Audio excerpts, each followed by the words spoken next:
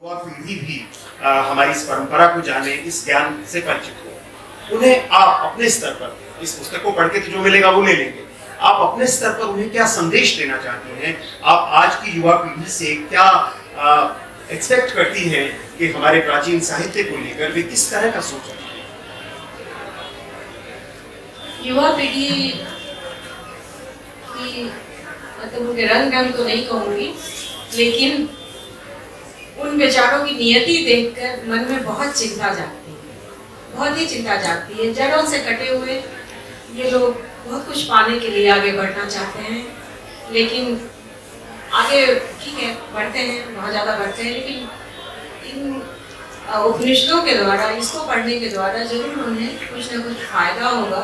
और इसका एक प्रमाण ये भी मुझे मिला पिछले वर्षों में, जब अमेरिका जाने का मौका मिला बार बार, तो वहाँ स्टूडेंट्स आके बार बार पूछते थे कि हिंदुत्व के बारे में बताइए, क्योंकि उनकी समस्या यह थी कि जब वो भारत से बाहर जाते हैं और वहाँ उनके समकक्षी विद्यार्थी क्रिश्चियनिटी के बारे में बहुत कुछ जानते हैं, क्रिश्चियनिटी के बारे में हर बात वो बताते हैं, तो इन लोगों को शर्म आती है कि हमें तो अपने वाङ्मय के बारे में कुछ भी नहीं पता, और वो फिर से अपने भारतीयता की जड़ों की ओर लौटना चाहते हैं।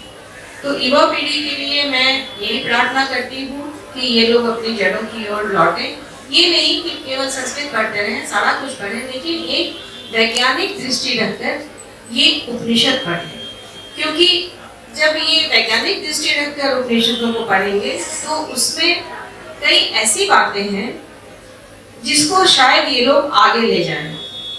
सबसे पहले तो इनको मैं बताना चाहूँगी कि गर्भोपनिषद में बहुत ही सुंदर वर्णन है कि गर्भ में प्राणी कैसे अस्थूल आकार लेता है। प्रथमया कललम लिक्विड रूप, फिर बुद्बुद सेमी सॉलिड रूप, और फिर उसके बाद सिर पैर पीठ बनने के हफ्तों महीनों के बाद जब गर्भोपनिषद के श्लोक इंगित करते हैं तो व्यक्ति चकित रह जाता है, क्योंकि अभी अमेरिका में जो डॉक्टर हैं वो नई माता बनने वाली स्त्रियों को देते हैं लिस्ट कि इस महीने में बच्चा का ये विकास होगा, इस महीने में, इस हफ्ते में ये विकास होगा, और वह लिस्ट हमारे गर्भोपनिषद में वर्णित चीज़ों से इतनी ज़्यादा मिलती है कि मेरे लिए भी ये बहुत आश्चर्यजनक है। और उससे भी आगे बढ़कर वो जीव के मानसिक विकास की भी बात करते हैं कि जीव कब सोचना शुरू करता है, 7वें महीने में उसकी सोच शुरू होती है। तो ये सब हमारी युवा पीढ़ी शायद आगे ले जा सकती है अगर वो उपनिषद तो कम से कम जरूर पढ़े, बाकी भी भारतीय वाङ्मय वो जो भी पढ़े। बहुत बहुत शुक्रिया। मैं समझता हूँ इस चर्चा के माध्यम से कुछ आप जान पाए होंगे ईला कुमार जी के विषय में, इस पुस्तक के विषय में, रिश्तों के विषय में। अब एक ओपन सेशन की तरह की स्थिति है। आप दर्शकों में से अगर कोई व्यक्ति इस पुस्तक को लेकर, उपनिषदों को लेकर ईला जी से कोई प्रश्न पूछना चाहे तो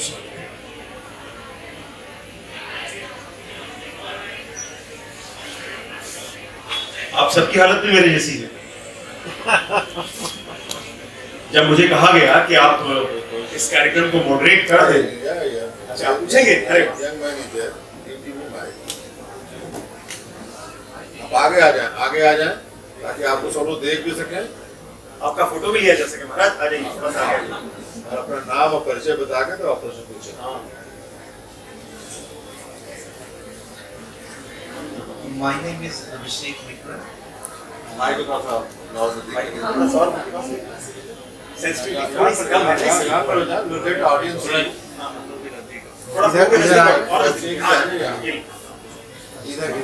और मुझे नजदीक। My name is Abhishek Mitra and I am a guest lecturer at the Yalsing College from the Hindi department. My question is that, ma'am, as you said that there are many versions of the word Brahman.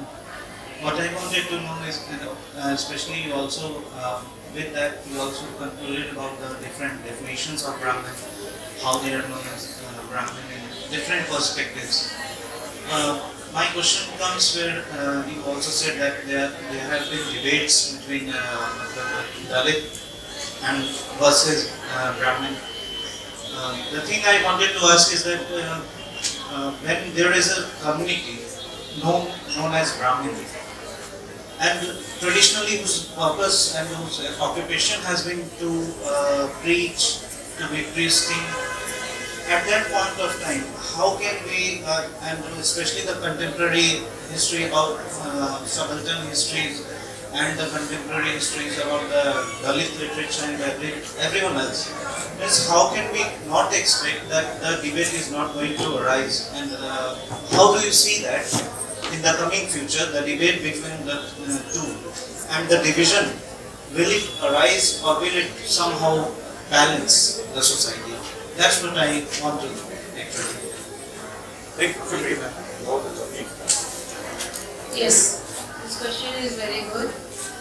I would like to make it clear in a manner that if the persons, those are arising the controversy, they will read the real definition of Brahman, that the person who is having this quality, who is having no any bad habit, who has learned, acquired the knowledge by himself and not by their jati.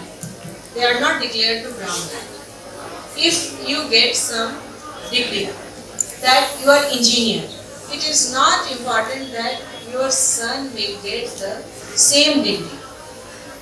Your son will have to occupy, have to read the engineering, and he will have to get that degree. So this bad thing has entered in our society, that the son of engineer is treated as engineer, son of doctor, even if has not taken any degree of the doctor, but he is treated as doctor. Same in Brahmin. If Brahman is the knower of the self, if the Brahmin has acquired that knowledge by himself, if the Brahmin is a good person, a truth-speaking person, so if that is called the Brahman, then how his son will get that Brahmin? So if we will come to this fact, we will learn by the Upanishads, and there is in one story of Rak story is told, in that Rak is a cart driver and very poor person, but he was the knower of the self, the Samvarg Vidya. He was knowing the Samvarg Vidya, he was knower of that. So the one king, the king is the king, so powerful, so much money and gifts, he comes to Rak and requests him, please teach me the self-knowledge, the Brahma Vidya, Atma Vidya, Samvarg Vidya. Then what Rak tells him? He says, Re Shudra, ये सारे गहने संपत्ति तू अपने पास रख. Why he calls him Shudra? Because he is not a self-knower. So, Brahmins, they were expected to be the knower of the self. So, today if there is Dalit and this, that is due to our ignorance. As people have not read properly the things, so they arise the. It is a society bringing things out there with Dalit and Brahmins. First they should know the definition of Brahmin and then search for the Brahmins. Who is the Brahmin? Not all. शुक्रिया. बहुत बड़ा हमारे सामने परिदृश्य है जिसमें आप आदि कवि की बात करते हैं. आदि कवि वाल्मीकि, और वाल्मीकि की जब हम चर्चा करते हैं तो विद्वत्ता से वाल्मीकि निश्चित रूप से ही ब्राह्मण है, लेकिन अगर आप जाति के आधार पर बात करते हैं तो आप वाल्मीकि को ब्राह्मण नहीं मानते। इसका सीधा सीधा अर्थ यह है कि जो बाद में जाति के रूप में रूढ़ हो गया, वो पहले रूढ़ नहीं था। जो व्यक्ति जितना गुण, जितनी क्षमता रखता था, उसके अनुसार उसकी विद्वत्ता होती थी। अगला प्रश्न। Hi, my name is Sandeep. I was reading about Vedanta in some Upanishads some time back, and तीन चार उपनिषद में ये लिखा हुआ था कि the whole concept of अग्निहोत्र, जो हम यज्ञ करते हैं, जो अग्नि में आहुति देते हैं, वो एक्चुअली उपनिषद के हिसाब से गलत है। और it's actually written very clearly that only a fool will follow such rituals. और उसमें इस तरह से था कि अग्निहोत्र की बजाय अगर हम rituals of introspection, अपने अंदर की जो विकार है उनको जलाने का अगर हम काम करें तो वो ज़्यादा अच्छा है। तो पर मैं जैसे अपने समाज को या सोसाइटी को देखता हूँ कि हमारे बहुत से रिचुअल्स में अग्नि में आहुति देना, अग्नि को जलाना, आजकल तो गवर्नमेंट्स भी ऐसे काफ़ी रिचुअल्स परफॉर्म करती हैं। क्या ये हिंदुइज्म के अनुसार है, क्या उपनिषद के अनुसार है? ये दो तरह का प्रश्न आपने एक साथ जोड़ दिया है। एक तो सेल्फ की बात है कि अग्निहोत्र, तो अग्निहोत्र के बारे में उपनिषद जो कहता है वो कहता है कि अगर एक कहानी ही है, छांदोग्य की ही कहानी है, वैश्वानर विद्या के अंदर आती है। उसमें अंत में कंक्लूड किया गया है कि जो व्यक्ति वैश्वानर को नहीं जानता है वह अगर अग्निहोत्र करता है तो वह अग्निहोत्र किया जाना ऐसा ही है जैसे कि बुझी हुई राख के ऊपर आहुतियां डाली जाए। मीन्स अगर आप सेल्फ नॉयर हैं तो आपको राइट है अग्निहोत्र करने का, अदरवाइज उपनिषद इसकी अनुमति शायद आपको नहीं देती है। Better that you read it by your own and give. और जब आप यज्ञ की बात करते हैं तो ऋग्वेद में यज्ञ की बहुत ही सुंदर यज्ञ का डिस्क्रिप्शन दिया हुआ है और बहुत ही साइंटिफिक ढंग से वो बताते हैं कि मैं पूरा तो अभी शायद नहीं बता पाऊंगी क्योंकि मुझे खुद ही ठीक से नहीं याद है, लेकिन उसका जिस्ट यही है कि जब आप यज्ञ करते हैं तो जब आहुतियां डालते हैं, घी डालते हैं, तो वो एक तरह का जैसे नली जैसी बनती है। एयर जो है वो नीचे आता है, जैसा आपने फिजिक्स में पढ़ा होगा कि ऐसे वो रेड कलर का वाटर में डालते हैं तो ऐसे गोल बनता है फिजिक्स में। तो वैसे ही ऊपर की हवा नीचे आती है, नीचे की हवा ऊपर जाती है और धीरे धीरे ये जो नली है ये नली कहीं ऊपर तक जाती है, ओजोन लेयर से, और तब वहां से शुद्ध वायु आना शुरू होता है। ये ऋग्वेद का वर्णन है। तो वेद अलग है, उपनिषद तो सेल्फ के बारे में बताता है। तो मेरा सवाल ये था कि उपनिषद के हिसाब से क्या यज्ञ का जो परफॉर्मेंस है क्या वो सजेस्टेड है उपनिषद के हिसाब से या नहीं? तो वो तो वैश्वानर को जो जानता है, जो सेल्फ को जानता है, उसके लिए करना हो अग्निहोत्र कहते हैं वो करे। उसमें उपनिषद में तो ये लिखा, मतलब मैंने जो पढ़ा है छांदोग्य उपनिषद सभी उपनिषदों की नॉर में नहीं हूँ, किसी और में कुछ लिखा हो तो मैं नहीं जानती हूँ, लेकिन मैथ्यू उपनिषद में है ये एक्चुअली कि यज्ञ और अग्नि का जो है जो रिचुअल्स, उसमें सिंपली ये लिखा हुआ है कि रिचुअल्स ही सारे गलत हैं करने। आदमी को अपने अंदर की जो सेल्फ है, जैसे आप बोल रहे हैं, उसी पे ज्यादा ध्यान देना चाहिए। तो यहाँ कॉन्फ्लिक्ट है वेदास में और उपनिषद में। वो तो कॉन्फ्लिक्ट हमेशा रहेगा। वेद तो संसार की बात करते हैं, उनको सारा संसार चाहिए, पूरा संसार वेदों में चाहिए। वेद पढ़ के पूरे संसार का मालिक बनना है, सभी सुख चाहिए, पूरा धन चाहिए। बट उपनिषद में सिर्फ सेल्फ का नॉलेज चाहिए। तो ये दोनों दो चीजें हैं। जहाँ वेद का अंत होता है वहां से उपनिषद की शुरुआत मानते हैं, क्योंकि ये सिर्फ आपके बारे में बताता है, मेरे बारे में बताता है, हम सबके बारे में बताता है। ये संसार के बारे में कुछ भी नहीं बताता है। शुक्रिया इला जी। मैं देख रहा हूँ कि इस सारी चर्चा को सुनकर डॉक्टर साहब, डॉक्टर मार्कंडेय राय साहब भी कुछ चिंतन की मुद्रा में आ गए हैं और मुझे लगता है वे भी हमें कोई संदेश देना चाहते हैं, कुछ कहना चाहते हैं। ये हमारा सौभाग्य है। आप लोगों का ज्यादा समय डाले करके मैं एक दो सेंटेंस में अपनी बातें बोलूँ। पहले तो ये दो प्रश्न आज के युवा वर्ग से आए।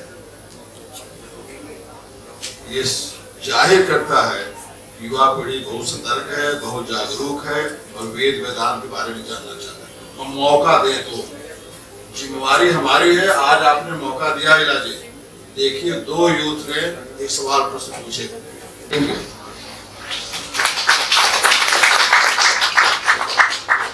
बहुत बहुत शुक्रिया राय साहब, आपने बहुत ही संक्षेप में आज की सारी चर्चा का जिस्ट हम सब लोगों को दे दिया। आपके सानिध्य में और नीता जी के सहयोग से इस कार्यक्रम को हम इतने लंबे समय तक चला पाए। मैं समझता हूँ आपकी अनुमति से, अध्यक्ष की अनुमति से, अब जो महत्वपूर्ण कार्यक्रम बचता है वो है धन्यवाद ज्ञापन।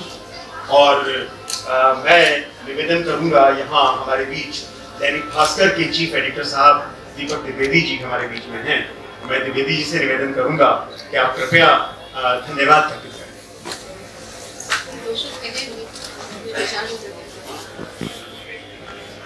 आज के इस कार्यक्रम में आए हमारे सम्मानित अतिथिगण, इस कार्यक्रम के मुख्य आयोजक इला जी, मार्कंडे जी, राजेश्वर जी एवं ऑक्सफोर्ड बुक स्टोर की ओर से जो कार्यक्रम आयोजित किया गया, सभी लोगों को मैं अपने अखबार दैनिक भास्कर की ओर से हार्दिक धन्यवाद देता हूँ एवं उनका स्वागत करता हूँ। सिर्फ मेरा एक अखबार से जुड़े होने के कारण और उस संस्था की ओर से मेरा यही एक विनम्र अनुरोध है कि जो ऑक्सफोर्ड बुक सेंटर ने ये ऐसा प्रयास शुरू किया है, ये अपने आप में एक बहुत बड़ा देश की विरासत को आगे बढ़ाने का महाअभियान है। जब देश की संस्कृति, देश की विचारधारा और देश की विरासत को आगे ले जाने की जिम्मेदारी हमारी युवा पीढ़ी पर हो, तो हम सभी की नैतिक जिम्मेदारी होती है कि देश के आदर्श और मूल्यों को और विरासत की परंपराओं को हम उनको परिचित कराएं, घर घर पहुंचाएं और सहज भाषा में शालीनता से उनके मन और मस्तिष्क में बैठाएं। ये यात्रा आप लोगों ने शुरू की है, इसके लिए आप सबको बहुत बधाई के पात्र हैं और इस यात्रा हम आपके साथ हैं।